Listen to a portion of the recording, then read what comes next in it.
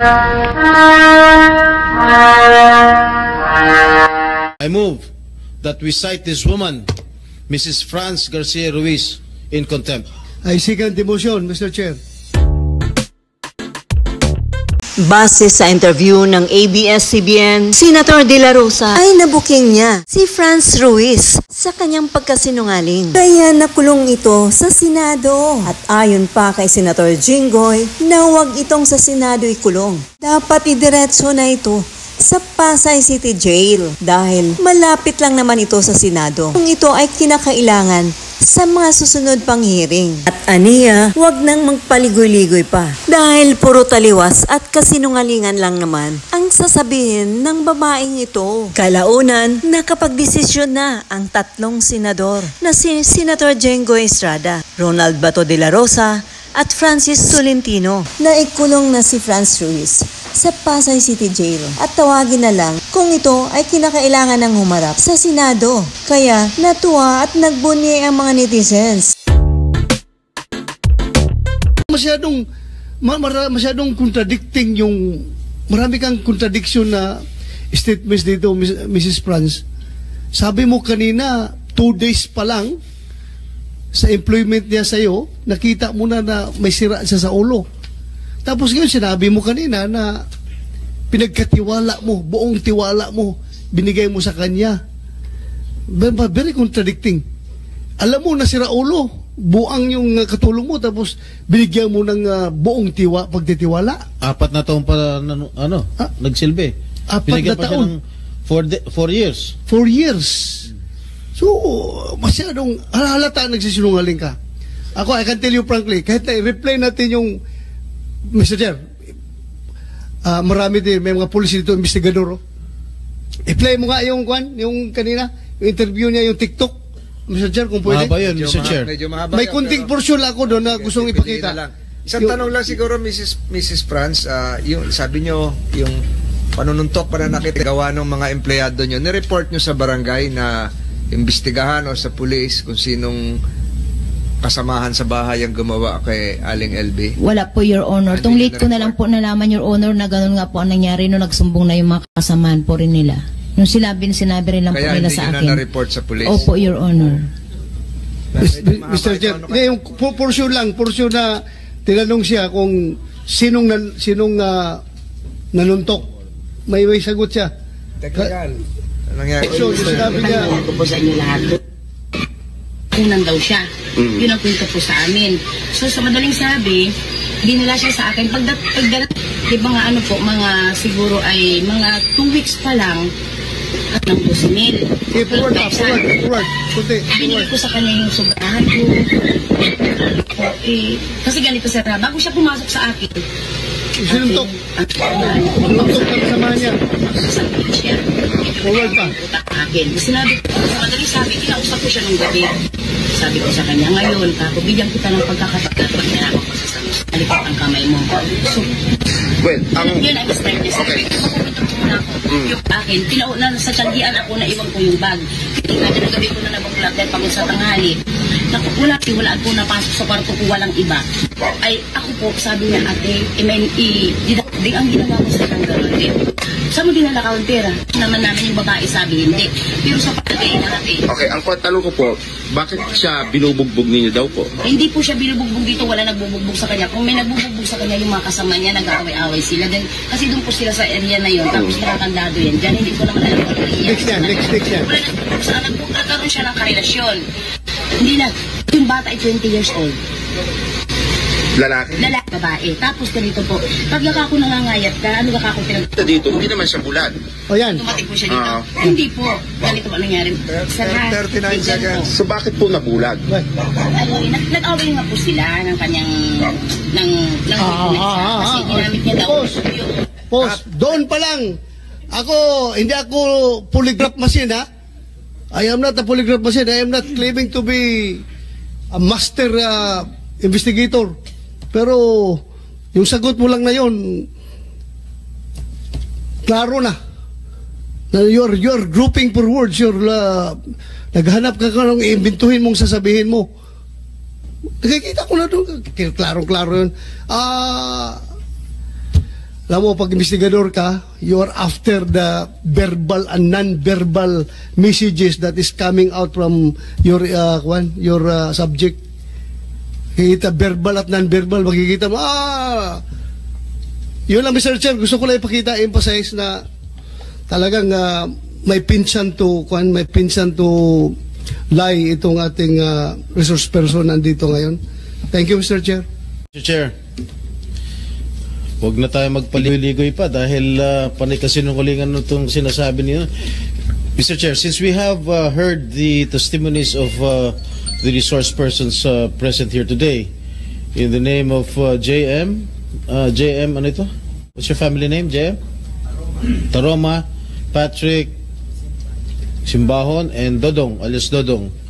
And there are a lot of witnesses who wants to come out and to testify against Miss France.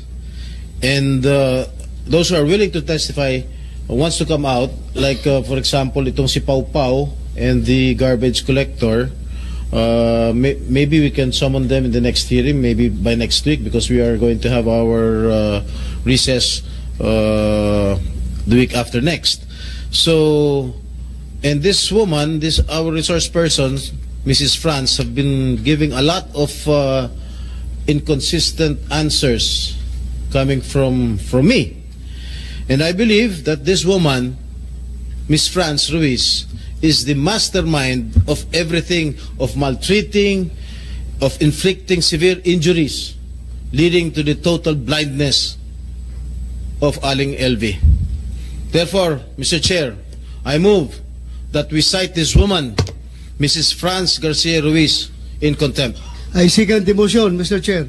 There is a motion here coming from Senator Estrada to cite in contempt Mrs. France Garcia Ruiz, duly seconded by Senator De La Rosa, and under the rules of the Senate, as affirmed. Maybe, Mr. Chair, we better confine her at the Pasay City Jail, not here in the Senate. And under the, if I may continue, Senator Estrada, under the rules of the Senate, as confirmed by the Supreme Court in Balag versus Senate GR 234608, July 3, 2018, and other relevant Supreme Court decisions, the committee may, as affirming likewise the case of Arnold, cite a resource person in contempt. And the Sergeant at Arms may be directed by this committee to detain said person cited for contempt. There is a subsequent motion, unless the first motion is amended by Senator Estrada, to detain Mrs. France Garcia, to commit Mrs. France Garcia to the Pasay City Jail. The chair would perhaps ask the movant to reconsider the Pasay City detention and instead commit said Mrs. Garcia to the Senate premises for the reason that we will also be needing her immediate presence during next week's hearing, unless Senator Estrada would want to retract his modification, or if Senator De La Rosa would support the subsequent Chair, motion, amended motion, if I may, the committee would decide accordingly. Senator, Yep. Mr. Chair, Senator if I may, Estrada first. I will not withdraw my motion. I still insist that she be committed at the Pasay City Jail, because Pasay City Jail is just near the Senate. We can always subpoena her or call her attention in case this committee needs her presence here. Mr. Chair, That was the pleasure of Senator De La Rosa. before you rule the motion of Senator Jingo Estrada, may I move for a 1-minute suspension, Mr. Chair? Para mag-usap lang tayo tatlo. Session is suspended for 1 minute. The members of the committee will retreat to the adjoining room. There is a pending motion with modification, not duly seconded. May we know the pleasure of Senator Estrada whether he is amenable to sticking to the original motion or to the modified motion. Senator Estrada, you have the floor. Thank you, Mr. Chair.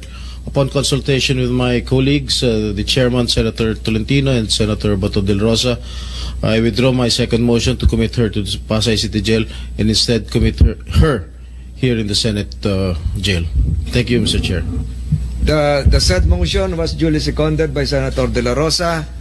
Finding no other objections, comments from our other colleagues, the Senate Committee on Justice and Human Rights, after consultations with the members and a closed-door deliberation, hereby approves the said motion of Senator Estrada and a detention order be issued to Mrs. Franz Garcia Ruiz for continuously evading the questions propounded by the members of this committee, as well as falsely testifying under direct examination by committee members, and consistent with the rules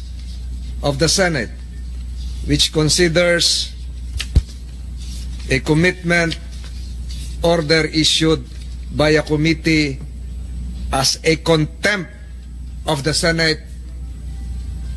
The Sergeant at Arms is hereby directed to place under detention within the Senate premises said person, Mrs. Franz Garcia Ruiz, with visitation rights accorded to his family members as well as counsel, effective today, September 19, 2023, given in open session by the Senate Committee on Justice and Human Rights. So ordered. Rosa, can you escort Mrs. Ruiz to the detention facilities of the Philippine Senate? Any motion to suspend the hearing for today? Mr. Chairman, I move to suspend the hearing for the day. Without objections on the part of the members of the Committee on Justice and Human Rights. Nag-uulat, what's new?